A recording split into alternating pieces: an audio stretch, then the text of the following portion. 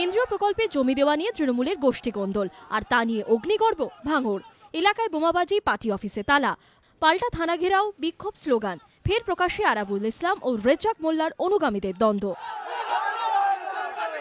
ভাঙড়ের নতুনহাট এলাকায় কেন্দ্রীয় বিদ্যুৎ প্রকল্পে জমি নিয়ে টানাপোড়েন দীর্ঘদিনের। স্থানীয় বাসিন্দাদের দাবি, আরাবুল ইসলামের মধ্যস্থতায় পাওয়ার গ্রিড তৈরির জন্য নতুনহাটে জমি দেন কৃষকরা।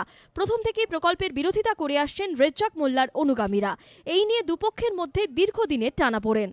পার্টি অফিসে মোস্তফায়ের উপরে আক্রমণ চালায় আরাবুল এবং আরাবুলের ছেলে হাকিমুল সহ ভাই সহ অন্যান্য বাহিনীর হারমাত বাহিনীরা।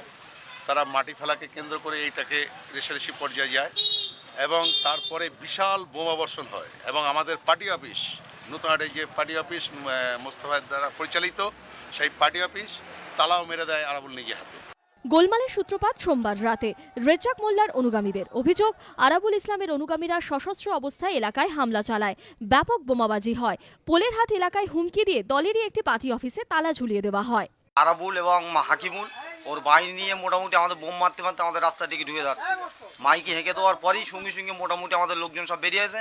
আমরা হাঁকার মেরে ছুটে আসছি, ওরা তখন এখানে বোম টোম ফেলে রেখে মোটামুটি এইভাবে পালিয়েছে। এদিন সকালে এলাকায় যায় পুলিশ বাহিনী। উদ্ধার হয় 3টি তাজা বোমা।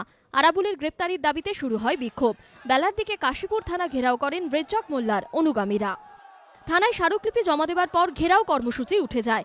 এদিকে ঘটনা নিয়ে তৃণমূল নেতা আরাবুল ইসলামের পাল্টা দাবি, হামলার সঙ্গে তার কোনো যোগসূত্র নেই। তার বিরুদ্ধে মিথ্যে অভিযোগ তোলা হচ্ছে। পরিস্থিতি উত্তপ্ত থাকায় এলাকায় মোতায়েন রয়েছে পুলিশ। চলছে টহলদারি। হিন্দল দে ও রঞ্জিত হালদারের রিপোর্ট, এবিপি আনন্দ, দক্ষিণ 24 পরগনা।